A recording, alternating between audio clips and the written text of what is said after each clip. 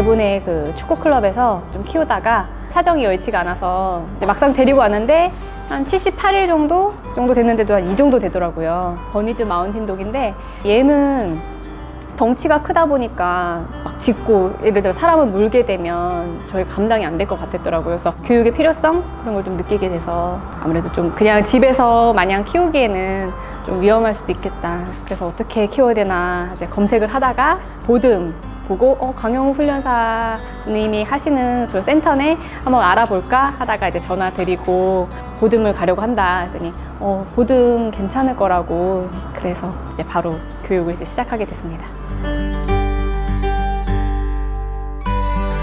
데려왔을 때만 해도 엄청 짖었거든요. 엄청 커요. 귀가 쩌렁쩌렁해서 고막이 진짜 또 아플 정도로 통증이 느껴질 정도로 짖고 기분 나쁘거나 뭔가 이렇게 요구할 때 왈왈 짖을 때는 좀 창문이 좀 이렇게 울릴 정도로 짖을 때도 있어요. 뭔가 자기가 원하는 게 있고 이제 그거를 요구하는 거를 말을 못하니까 이제 짖음으로 막 표현을 하는데 영상 중에선 카밍 시그널? 저는 이제 얘가 좀 강아지다 보니까 얘가 무슨 언어를 하는지 좀 궁금했어요. 그러니까 짖어도 무슨 의미로 짖는 건지 영상은 이제 언제든 쉽게 볼 수 있다 생각을 하니까 주중 같은 때는 이제 퇴근하고 집에서 신랑이랑도 이런 같이 보면서 강아지는 이렇게 하는구나, 우리 토베니는 이렇게 교육을 해야 되겠다, 둘이 같이 얘기하면서 그런 사인을 미리 알고 있으니까 혹시나 얘 행동들을 보면서 어떻게 해줘야 편안할까 이제 그런 생각도 많이 하고 얘를 보게 됐어요.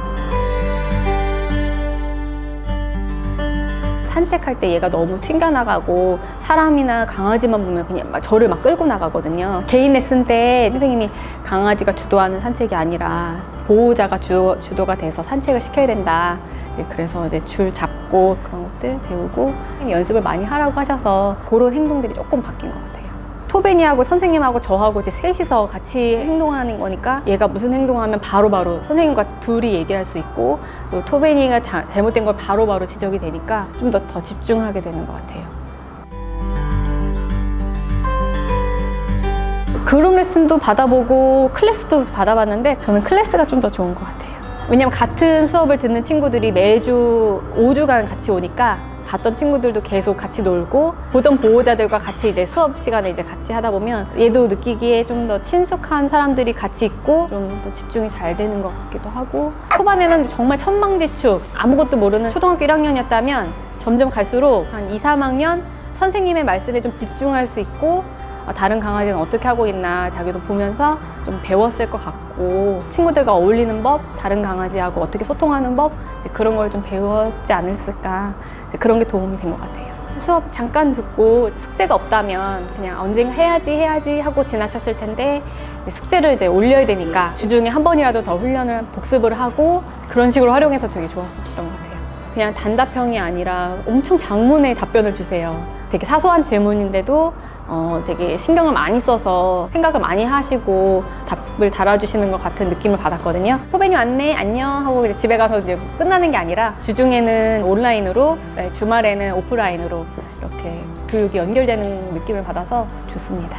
정말 지금도 6개월이지만 그 짧은 시간 정말 어떻게 지나가는지 모를 정도로 일주일, 2주일이 그냥 후딱 지나가 버리고 그런 시기인데 정말 백지같이 하얀 아무것도 모르는 그런 아이한테 뭔가 규칙을 알려주고 예절을 알려주고 마음껏 뛰어놀면서 얘가 행복해하는 모습을 보는 게 보호자 입장에서도 되게 저도 같이 기쁘고 행복하고 잘한 거라고 생각을 해요.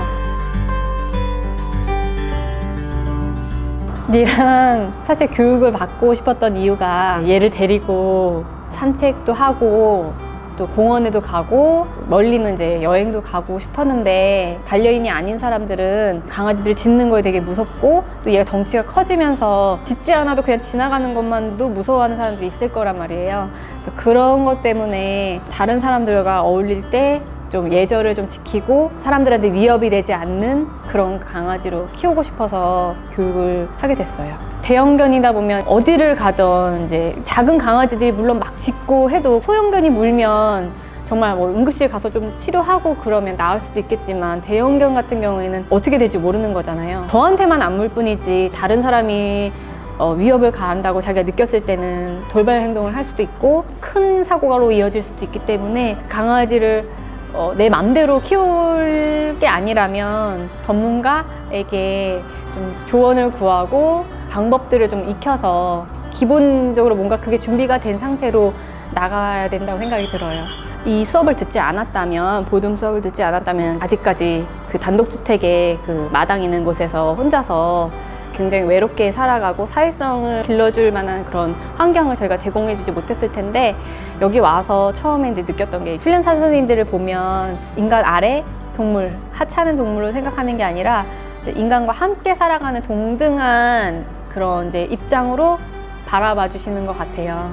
오면 막 혼내고 소리 지르고 그렇게 해서 잘 훈련시키는 게 아니라 기다려 주시고 또 거절을 해주시고 칭찬해 주시고 보상해 주시는 그런 행동들, 그런 것들이 굉장히 오면서 교육받으면서 되게 마음이 편안해지더라고요. 그런 점이 저는 보듬 교육의 장점이라고 생각을 해요.